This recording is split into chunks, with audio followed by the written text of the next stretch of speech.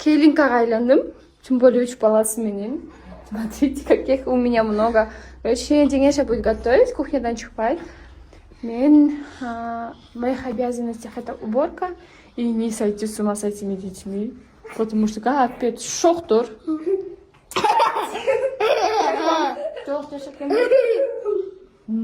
Ал, қайырлы күн. Ассалаумағалейкум. Қалайсыздар жандарым, жақсыздар ма? Бүгін мен анашымның туған күні.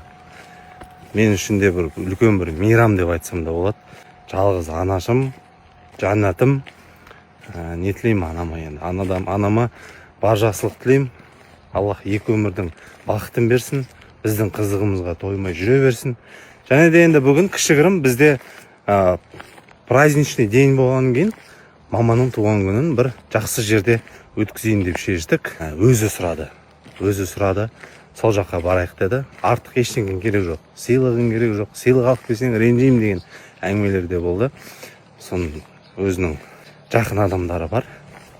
Сол жерге барып туған күн өткізіп қайтатын боламыз.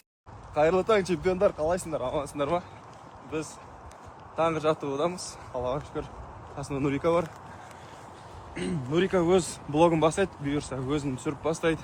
Қолдау беріп, барынша поддерживать етіп жіберейік. Сіздерге тек қана сәттілік. Ал біз стресс снимать етіп жүгіріп. Давайте, қайырлы таң. Мама!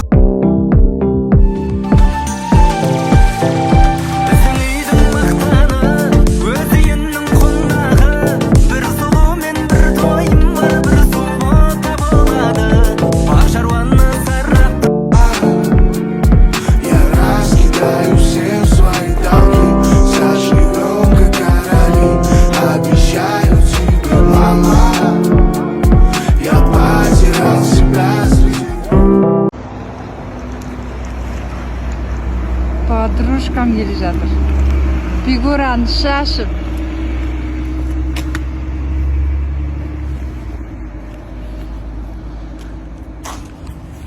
Кеттік, тау самалына барамыз. Всем привет! Мен ерте тұрған кафеден. Таңертең 4:30-да сәрестен тұрдым, содан бері ұйықтаған жоқпын. Таза ауа жұттым, суға түстім, бояндым. Біраз нәрсе бітіруге болады екен ғой таңертеңгісін. Енді базар жаққа шықтым. Бұйырса, бүгін менде 3 базарға барам деген ойым бар. Енді WhatsApp группа ашқаннан кейін андай жауапкершілікпен қарап жатырмын да.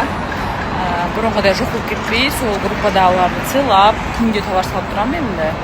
Барынша, иншалла. Бүгін сол үшін ерте шықтым. Сағат бізде қазір 11. 3 базарға барып қайтсам ба деген ойым бар.